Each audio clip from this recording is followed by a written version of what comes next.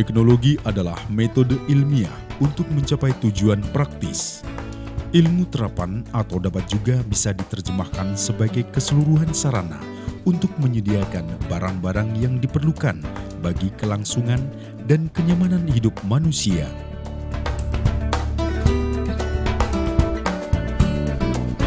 Teknologi merupakan perkembangan suatu media atau alat yang lebih dapat digunakan dengan lebih efisien guna memproses serta mengendalikan suatu masalah.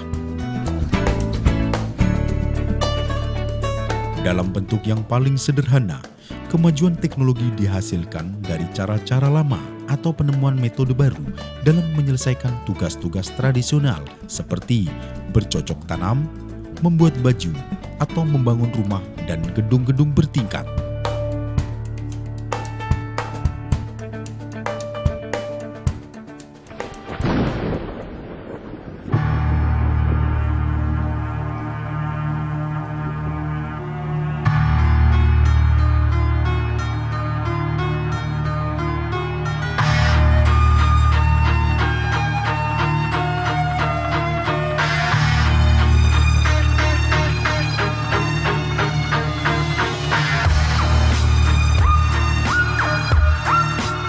Manusia tidak luput dari sifat salah, khilaf, dan lupa.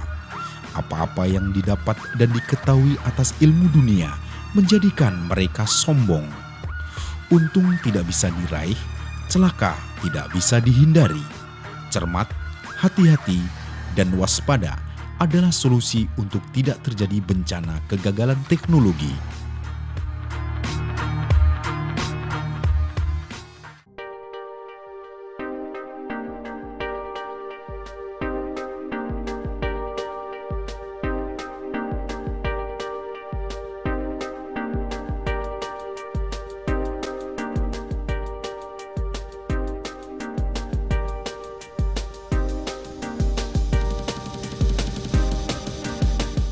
Kesalahan teknologi antara disebabkan oleh kesalahan desain pengoperasian, kelalaian, serta kesengajaan oleh manusia yang menggunakan teknologi tersebut.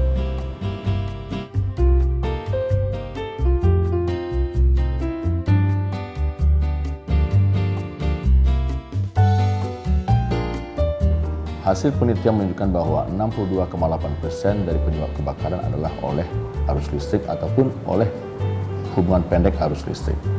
Hal ini bisa terlihat pada kebakaran yang terjadi pada pemukiman, kawasan ruko ataupun pabrik, dan hal ini perlu kita waspadai karena ini memang memerlukan perhatian khusus oleh Pemda ataupun oleh masyarakat setempat. Kegagalan teknologi yang terkait dengan kesalahan desain dan prosedur pengoperasian sehingga menimbulkan kecelakaan atau bencana adalah kejadian lumpur di Sidoarjo, Jawa Timur. Pada awalnya pengemburan tersebut tak mengalami hambatan yang berarti sampai kedalaman sekitar 2.700 meter. Pada saat mencapai kedalaman ini baru timbul masalah, yaitu hilangnya sirkulasi lumpur yang terjadi pada tanggal 27 Mei 2006. Keesokan harinya, pipa dicabut dari tempat pengemburan sehingga terjadi well kick. Hal ini yang memicu semburan lumpur dan air ke atas permukaan.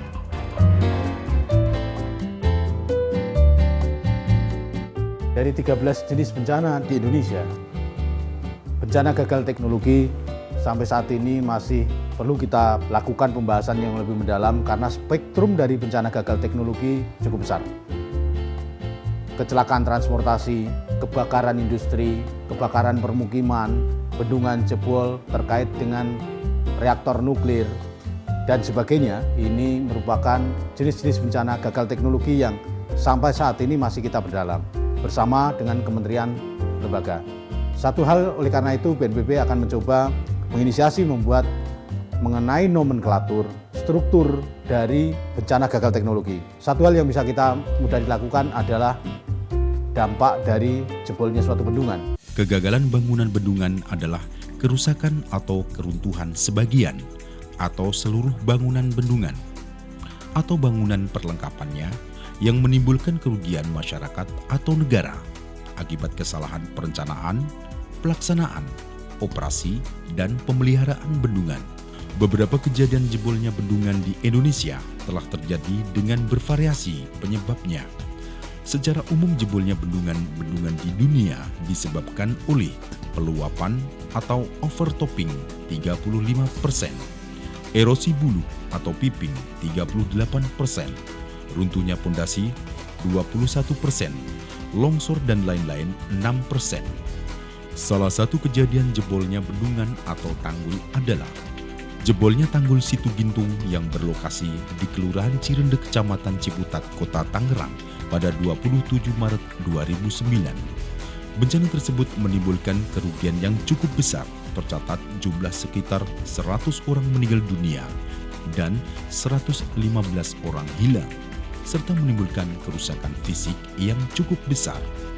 Beberapa penyebab jebolnya tanggul Situ Gintung karena intensitas curah hujan yang tinggi dan bertambahnya beban pada struktur tanggul akibat tumbuhnya pemukiman di badan tanggul situ di bagian hilir dari Situ Gintung. Sempadan sungai telah berkembang menjadi pemukiman yang cukup padat. Seperti yang terlihat dari citra Ekonos tanggal 12 September 2007 yang menggambarkan kondisi sebelum bencana, dan tanggal 28 Maret 2009 yang menggambarkan setelah bencana. Di Indonesia ada sekitar hampir 200 bendungan atau waduk dalam hal ini, mulai dari yang kecil, sedang, yang menengah. Kejadian jebolnya waduk Situ Gintung yang menyebabkan korban meninggal 100 orang. Itu memberikan suatu lesson learned, pembelajaran bagi BNPB mengenai bagaimana menangani bendungan-bendungan dan antisipasinya bagi masyarakat yang berada di wilayah hilir. Bagian bawah dari suatu tanggul tadi kita petakan bagaimana tingkat kerentanannya, bagaimana kapasitasnya, sehingga masyarakat yang berada di daerah risiko jebolnya bendungan tadi perlu kita tingkatkan. Selain itu juga prasarana yang terkait dengan sistem peringatan dini dari kekuatan konstruksi maupun kekuatan atau debit sungai maupun debit bendungan tadi kita bisa lakukan langkah antisipasinya.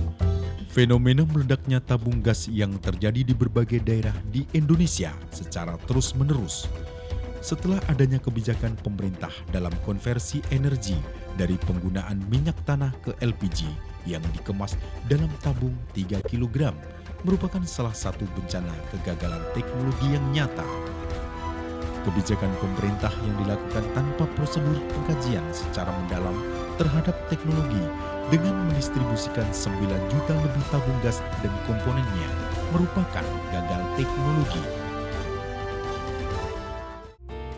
Kemudian yang terkait dengan masalah kebijakan seperti kesalahan prosedur khususnya di kawasan industri sudah cukup banyak SOP maupun pedoman-pedoman teknis yang ditindaklanjuti oleh pengusaha maupun dari suatu pengelola kawasan industri bagaimana melakukan antisipasinya baik mengenai potensi sebelum terjadi kecelakaan industri maupun langkah-langkah antisipasinya.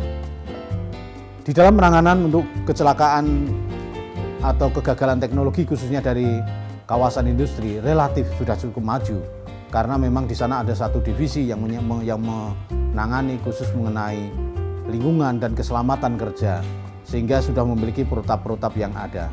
Kemudian kecelakaan atau kegagalan teknologi yang disebabkan oleh kecelakaan transportasi ini juga karakteristiknya berbeda-beda.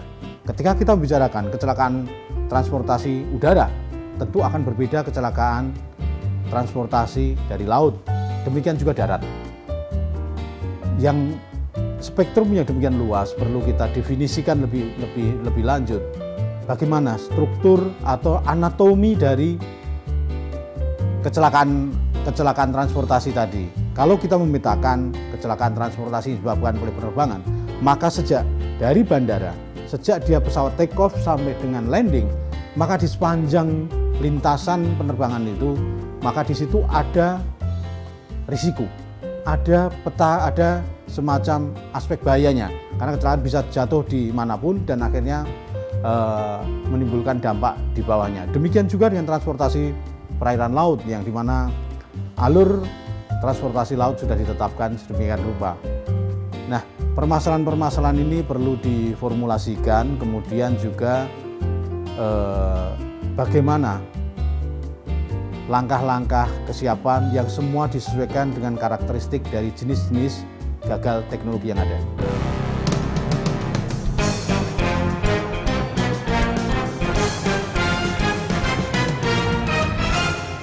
Dampak kegagalan teknologi pada skala yang besar akan dapat mengancam kestabilan ekologi secara keseluruhan. Sebagai gambaran dari sektor transportasi, kematian akibat kecelakaan lalu lintas di Indonesia adalah terbesar di ASEAN setelah Thailand dan Vietnam. Penyebab timbulnya kecelakaan transportasi sebagian besar disebabkan faktor pengendara kendaraan atau human error.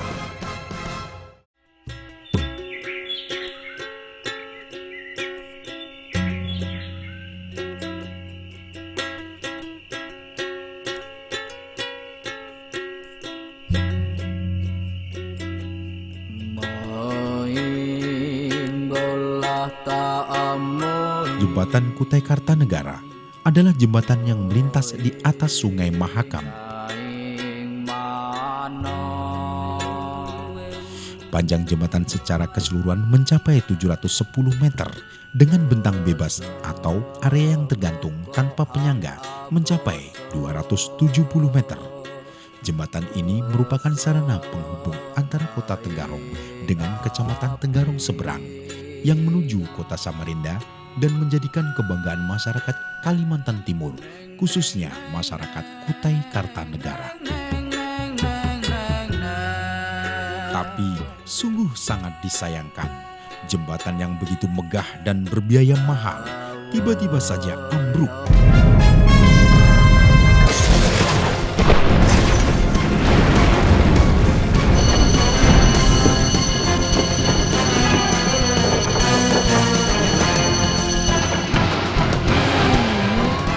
Tepatnya pada tanggal 26 November 2011 pukul 16:25 waktu setempat.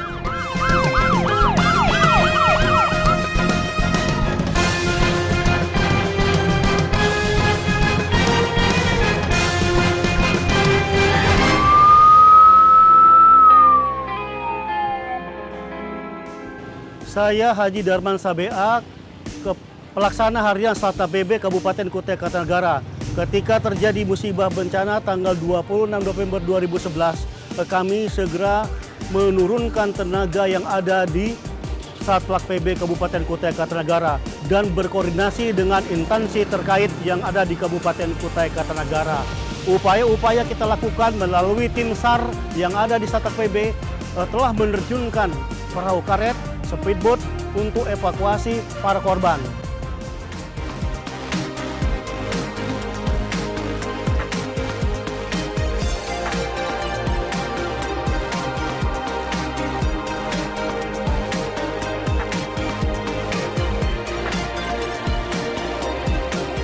Selanjutnya, pemerintah daerah telah memberikan santunan terhadap korban bencana yang meninggal dunia 25 juta, yang luka ringan 5 juta, yang luka berat 10 juta.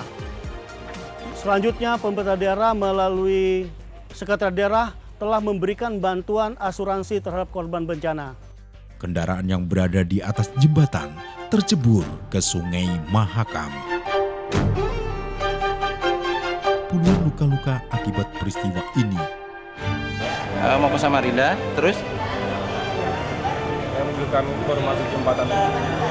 Begitu baru mau masuk, langsung jembatannya ambruk ya?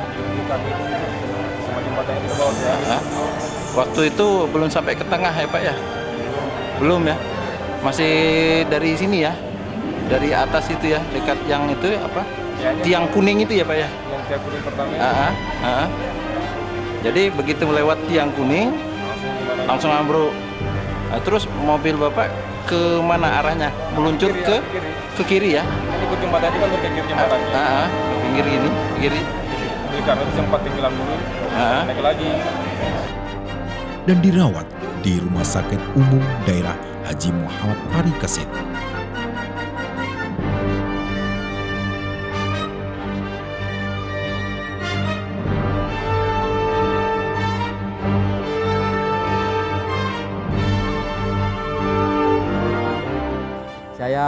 pulang dari kerja mengawas proyek di seberang. Saya naik kereta, naik motor, tiba-tiba di tengah jembatan, robohnya jembatan saya jatuh langsung ke dalam air sampai tenggelam.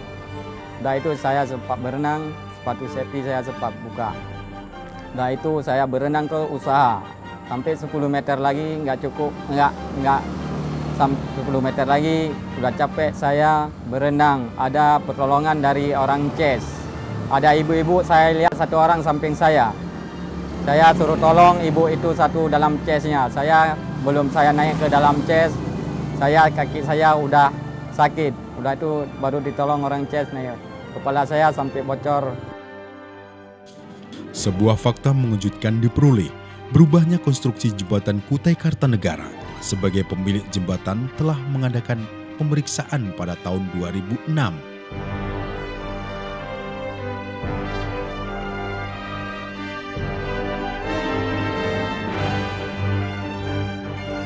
Setelah diperiksa, didapati chamber atau ruang lurus bentang tengah jembatan Kutai Kartanegara turun dengan elevasi 50 cm dibandingkan dengan tahun 2001. Selain itu, pilar kedua mengalami perenggangan sebesar 18 cm, padahal tahun 2001 atau sejak digunakan renggang itu hanya 8-10 cm. Penyebab terjadinya kegagalan teknologi merupakan kejadian yang diakibatkan oleh kesalahan desain pengoperasian, kelalaian, dan kesengajaan manusia dalam menggunakan teknologi dan industri.